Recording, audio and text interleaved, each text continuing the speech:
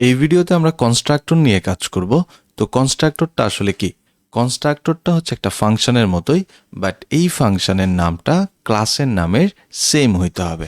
আমরা যদি একটু এক্সাম্পল দেখি, লেটস সে আমরা একটা ক্লাস ক্রিয়েট করতেছি এক্সাম্পল নামে, এবং এই ক্লাসের মধ্যে যদি আমরা এখন একটা কনস্ট্রাক্টর ক্রিয়েট করতে চাই, তাহলে আমার যে ফাংশন বা মেথডের নামটা যেটা হবে সেটা আমার ক্লাস নেম হইতে হবে। সো এক্স্যাক্টলি ক্লাস নেম হইতে হবে, অ্যান্ড দেন আমরা এভাবে একটা কনস্ট্রাক্টর ক্রিয়েট করতে পারি। তো কনস্ট্রাক্টরের আরেকটা ব্যাপার হচ্ছে যে কনস্ট্রাক্টরটা কিন্তু এই কনস্ট্রাক্টরটাকে একটা ডিফল্ট কনস্ট্রাক্টর বলে, এবং এটা কিন্তু নর্মালি আমরা দেখতে পারি না, তাই না? তো এই কনস্ট্রাক্টরটা কিন্তু অটোমেটিক্যালি কল হয়। আমরা যদি একটু চেক করি, আমরা এখানে প্রিন্ট করব this is my default constructor, and then আমরা আমাদের এই মেইন ফাংশন থেকে এখান থেকে আমরা এই এক্সাম্পল ক্লাসের একটা অবজেক্ট ক্রিয়েট করি,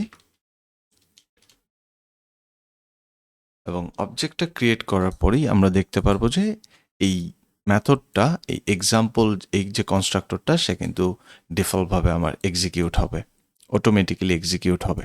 সো আমি রান করতেছি, রান করলে যে আমরা আউটপুটটা পাচ্ছি this is my default constructor.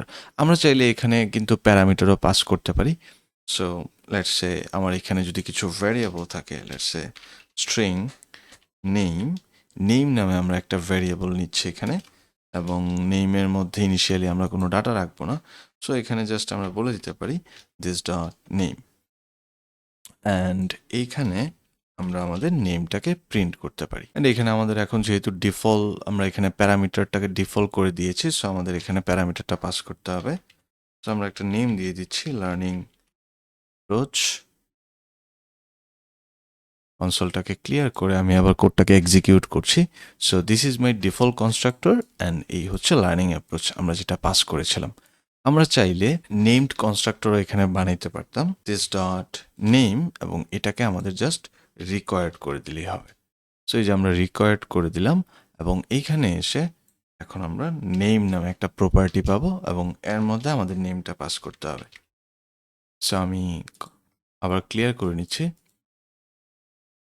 So এই হচ্ছে আউটপুট। এবং আরেকটা ব্যাপার হচ্ছে কনস্ট্রাক্টরটা কিন্তু কোনো কিছু রিটার্ন করে না,